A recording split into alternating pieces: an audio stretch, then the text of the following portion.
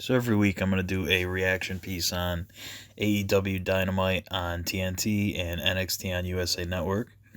I say reaction because I was going to do a review, but I guess I don't like really rating things or saying whether they did, you know, I don't like comparing things, I guess, officially. Like even watching like MMA fights, like I can tell you what happened in the fight, but like scoring rounds and things like that, like it's a separate event from like if you were entertained, they're separate. So I'm gonna give you my top 5 takeaways each week from both AEW and NXT, and then I'm gonna come out with these on Thursdays probably because there's no wrestling going forward on Thursdays, at least nothing major. So we're gonna start with AEW. I think the production values were a lot better than the previous shows AEW had done. They had done a few pay-per-views and a couple free shows. They did Fight for the Fallen, which, some of these things were on like free pay-per-views. Some were on Bleacher Report, I think. Um, Anyways, the entrances looked great. The camera work was great. Um, in WWE, a lot of people bitch because there's a lot of like camera flips and cuts and everything. And anyone who's went to any type of, you know, broadcasting school or like been through any type of training knows that a lot of cuts are not good. It does some things pretty well, like if there's a long exposed shot and a wrestler does a suplex and they fuck it up, it's really easy to see you fucked it up. But if you do a quick cutaway and then you show it from a different angle, you can mask with good cuts, you can mask fuck ups. I think that's why there's so many in WWE because they want the perfect shot. Now, you know, I think it's stupid because people watching live, that kind of fucks them over. You know what I mean? Like, yeah, your YouTube clip's going to look great or whatever's going to look great or your replays, but, you know, people watching live are going to be like, what the hell? I'm definitely less interested in seeing a cool move on like a replay than I am live. Like there's nothing that replaces live. Um the music was audible. A big problem I had with old wrestling, TNA wrestling, um, you know, last 10, 15 years, the music was just too quiet. Like in WWE, when somebody comes out, the first thing you hear is a theme song play, and you know exactly who it is. And that's a huge part of pops and wrestling, and like just getting that excitement, that reaction going. And I think AEW did a great job. Now, a lot of people have bitched online that some of the theme songs sound the same, like almost as if they were off the same album or like, the same band did 3 or 4 different entrances and whatever. I mean, it's you know, that can be changed. No big deal. My second point here was the announcers are really good. We had Tony Schiavone, the WCW lead announcer. We had Jim Ross. We had Excalibur, the guy in the mask. Um, I haven't seen that much of Excalibur, but I liked what I've heard from him. I mean, Tony Schiavone sounded like he never missed a beat from WCW. He's been active. It's not like he hasn't done anything, but as far as wrestling, he hasn't been involved in wrestling. At least on a grand stage, and he did great. I actually messaged him after the show, and said welcome back, and he messaged back and said thanks, and yeah, I mean, I don't really have much to add in terms of that. I mean, you kind of have to listen to the show. I could tell you what the announcers said all day, but you kind of have to hear it for yourself. But I mean, Jim Ross, you know, what else can you say? Jim Ross, called the most memorable moments from like '98 to 2006, and he made everything bigger. The debut of Jack Swagger. That's the third thing I've written here. The debut of Jack Swagger took place, and Jim Ross, hyped it up, talked about his MMA background. So brought him up as a real legit threat. And that's what you need. You need one announcer to do, color commentary, just kind of add fluff, bullshit, give some background on the people, and you need a serious play-by-play guy. And between Shivani and Jim Ross, I mean, you got everything covered. And Excalibur on the technical side of things, you know, he could name moves that haven't been done in 30 years.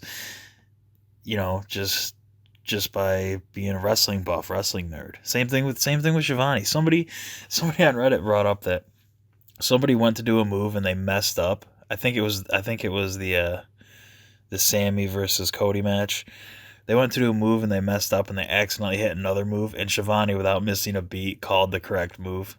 Like some random Japanese name, for a move that, like, I had no idea, and I've been watching wrestling for 20 years. Like, that's crazy.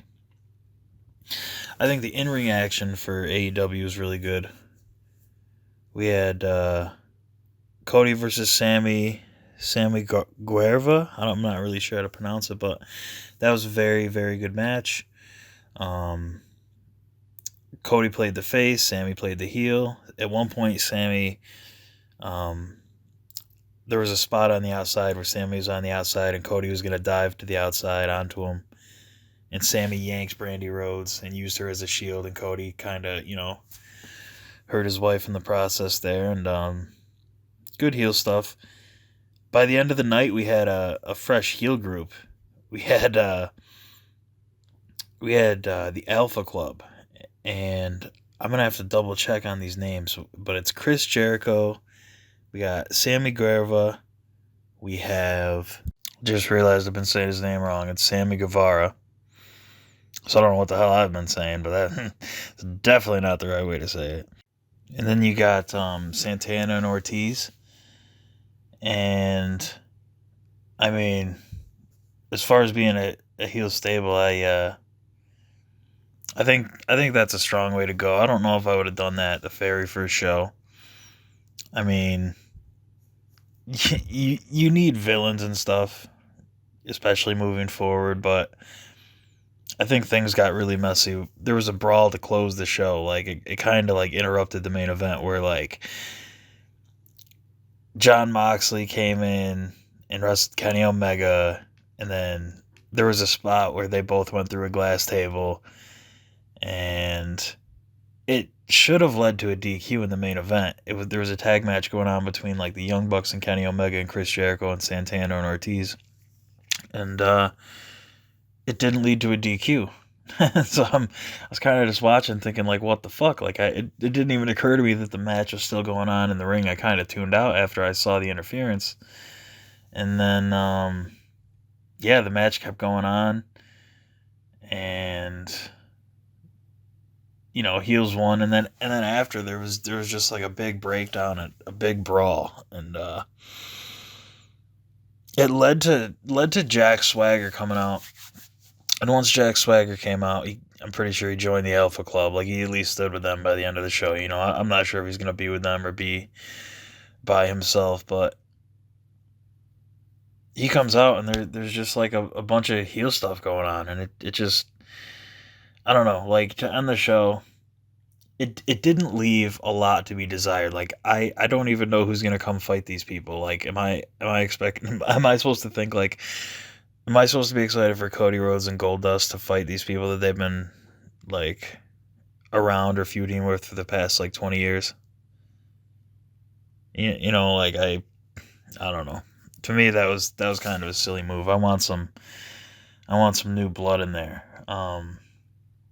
And that's not to say I'm not excited for what's going on. You know what I mean? I'm excited to see where things are headed, but I need a strong baby face to follow. And I guess I don't really have that right now. Kenny Omega to me is kind of a tweener.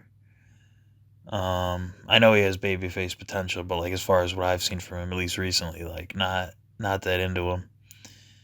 The Bucks, I mean, Jericho's heel. The whole other side's heel. Cody Rhodes to me is not a crazy good babyface. I get that he's a babyface in terms of like what he's doing for the business, but like in terms of wrestling character, I don't know. I don't feel like I have to cheer for him. I do feel like I have to watch his stuff. Don't get me wrong. Like I feel like he's must see TV. I just don't feel like I have to cheer for him. Like I don't think he's that great of a babyface. So, and then yeah. So I mean, production was good. Announcers were on point. Jack Swagger debuted. I was excited to see that. Again, I wish some new blood was at the um, top of the card right now. Like I'm even kind of sick of I'm sick of Omega. As sad as that sounds, like I just he hasn't done much for me. I'm sick of John Moxley. I'm excited to see what they do long term in AEW, but like I've already seen these guys on top. I've already seen them fight for the titles. I've already seen even Jericho be a champion. I am excited what he's doing now. I love Jericho as a heel, and his promos are great. But I don't think it's the most entertaining thing that can be going on. I think there could be, I don't know, maybe I'm looking for a signing that's not there, like a CM Punk or something. I know that's like a little far fetched, but I need to be excited about this product. And um, again, I'm excited as a hardcore fan, but I don't feel the need to go tell all my non wrestling like fan friends that all this stuff's going on right now. It just I need more to look forward to next week, I guess, from AEW. Not saying the show wasn't great, but it felt like a conclusion. It felt like the end of a pay-per-view or something. I don't think I'm just not excited to see where at least the main event scene goes. All right, now let's jump to NXT. Now, I didn't give NXT my full attention. I'll tell you that right off the bat, because my first priority was watching AEW, and I did catch NXT, the second and third time around that it aired, because I had the West Coast feed and I had, a couple private feeds. But all right, so NXT. I was really excited. The first big moment of the night was I was really excited for AEW. I watched it all the way, through the first half hour, or whatever it was. But then I turned on NXT just, during a commercial break to see what was going on. And the return of Finn Balor got me really excited. The fact that superstars now can pretty much jump from the main roster to NXT and still be a relatively big deal, that is huge. That means that no matter what's going on with the ratings, they can fucking find somebody that's hot and just send them down and hopefully make them a mainstay there, at least for, 6 months to a year. Now, I know a lot of people are, I guess, worried about how people are going to be mistreated, but I don't really think we have to worry about that. Now, I think this will be a different product than the main roster product. We have Raw and SmackDown now. I think NXT will be pretty hands off in terms of Vince's involvement. It'll be more a Trips thing, and he'll be allowed to do what he wants with it. Okay, so the return of Finn Balor, yeah, that just proves they can send big stars down whenever, and they're taking NXT seriously. That, to me, I almost thought AEW was in trouble at that point. Not because there couldn't be big surprises on AEW, just because, it felt like WWE was bringing the big guns to this fight. When before, it felt like they were just kind of putting out their developmental guys, against, regardless of how the in-ring product is, in star power, I guess NXT seemed to be lacking a little bit.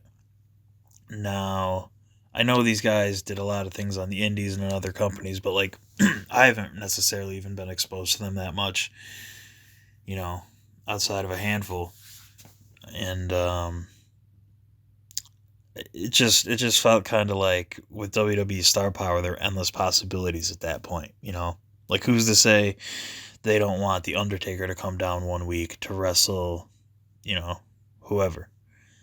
Even if it's like Punishment Martinez or Damian Priest or, whatever the hell his name is, like, what if, like, that would draw, even if it were short term, like WWE could almost do that endlessly. They could bring back legends and just have them on their show just to keep them away from AEW. They could do that. And that kind of worried me a little bit. Now,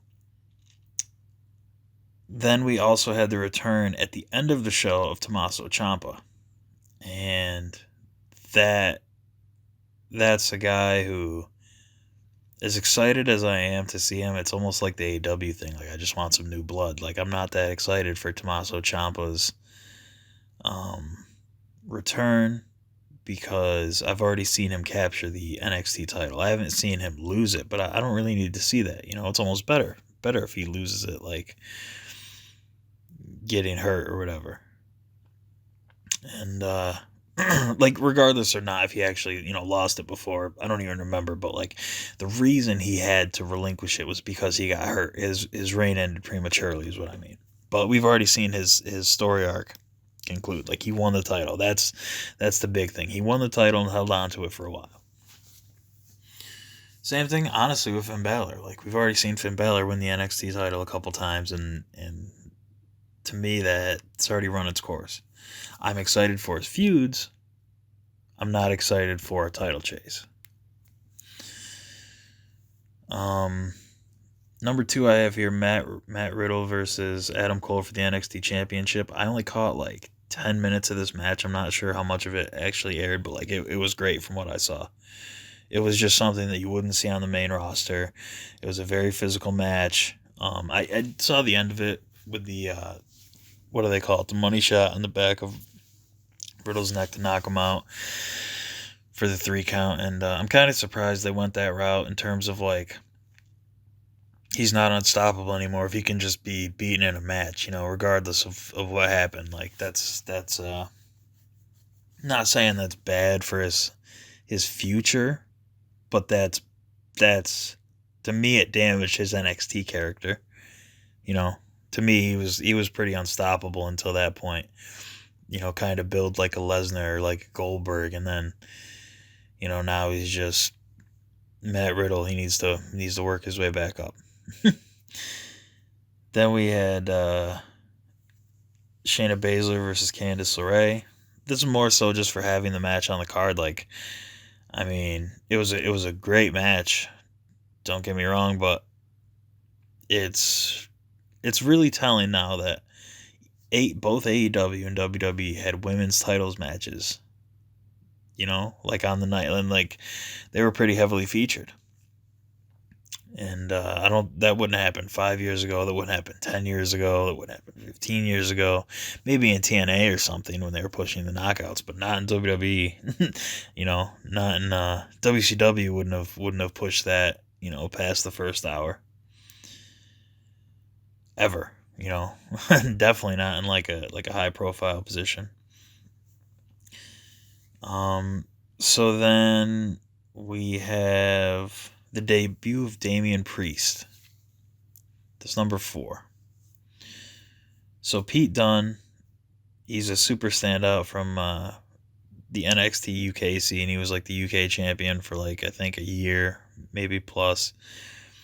Well, he's not the UK champion anymore, but now he's floating around in NXT, and he beat some jobber. I don't even know who it was, but Damian Priest came out after and attacked him.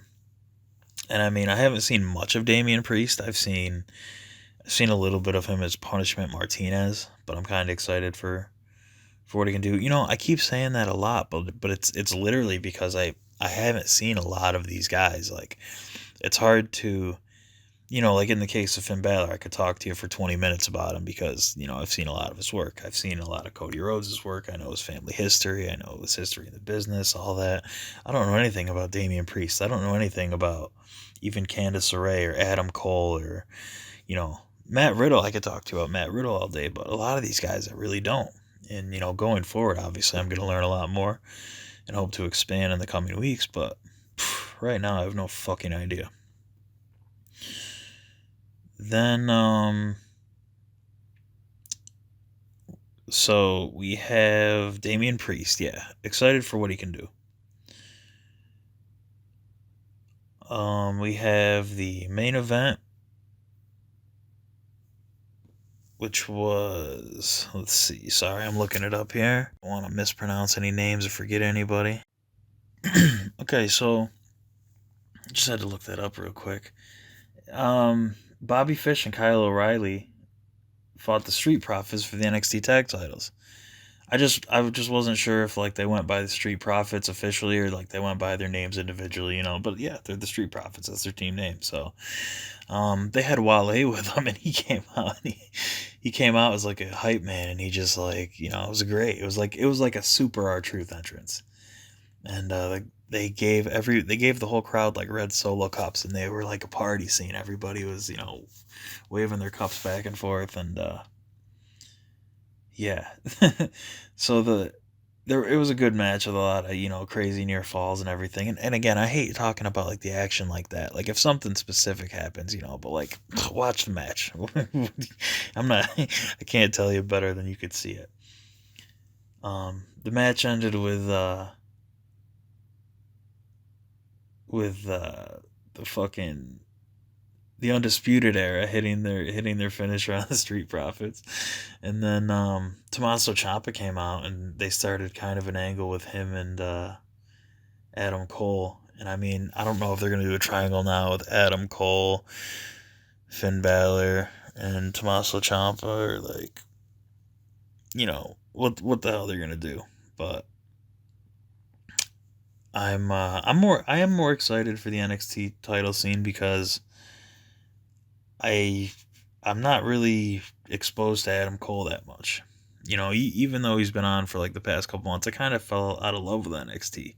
Got kind of fucking boring. I was there for the first couple years and then just kind of fell off. And then now that everything's rejuvenated and all this wrestling's coming around and it's back, like I'm looking forward to get back to it. But yeah, I mean, I would say this week NXT won. I think they had more star power. I think they had the better show this week. It was more entertaining, but that being said, it was also almost like a pay-per-view quality show. I think they might have showed their hand too early. Like, what do they have now?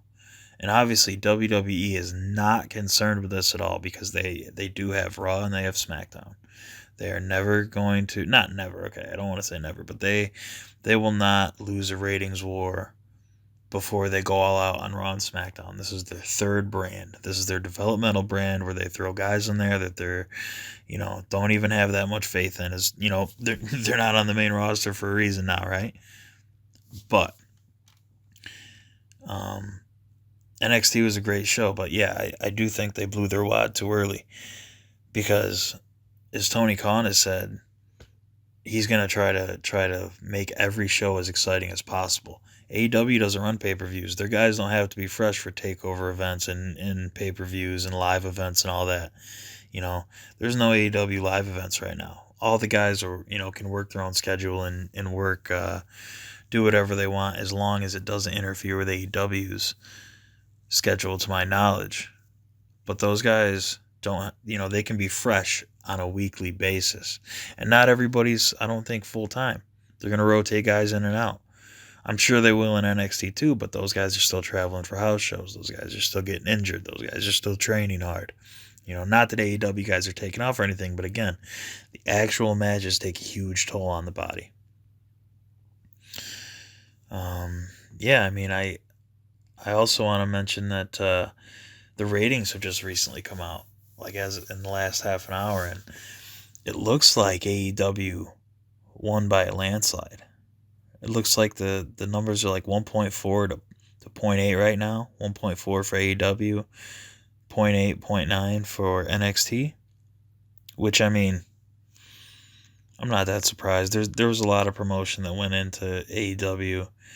NXT was more of a last minute decision to try to give AEW some competition on a night where otherwise they wouldn't have had any, because people would have watched NXT otherwise. But if it was on the WWE network, nobody really cares. You can watch it whenever. It's not like must see weekly viewing. Where like now it is, because it's they're on live TV. They're trying to make that push where anything can happen. And I mean, so far so good. And yeah, I mean, I'm not really sure what can improve for NXT. Initially, I was gonna say like AEW. I want to see some more direction. Like, they have a lot to work on, but it's their first show. I give them some slack. NXT, on the other hand, I don't really have any complaints about this show, but I don't have any complaints about this show, and I am more interested in their title picture moving forward too. But I don't think they can. I don't know if they can keep the interest of the casual fans if they rely on bringing people down every week. Because, this week it's Finn Balor. Next week it might be Tyler Breeze. The week after it might be, what the hell is his name? Fandango. But then Bo Dallas. How many names are after that? You can bring down Nakamura and Samoa Joe for a week, but that's only 10 weeks? 10 weeks of pops? I think AEW is going to go for a while. I mean, even if worst case scenario everything goes wrong, AEW is going to be on for probably a year or two. And I hope them best. I wish them the best. I hope they go for a long time, but there's a lot of things for WWE to worry about in terms of their developmental brand losing eyes to competition. Because really, like, as much as everyone wants to say there's not a war, like, it's dubbed the Wednesday Night War already. Like, it's gonna go back and forth. I'm sure there's gonna be weeks where NXT wins. It might take 6 months. It might take a year, but it just means good things for wrestling. And I know this episode is kind of all over the place. I kind of did it last minute. I wasn't really sure if I was going to do it or not, but I decided I want to. I want to do it every week and, hopefully progress and get better. I'm going to make this a different branch of podcasts than the main ones. I'm probably not even going to share it on Facebook or anything. I might just share it, like, I don't know, maybe on like an Instagram story or something, or like just share it for people who are subscribed. But thank you very much for listening. Until next time, out and out.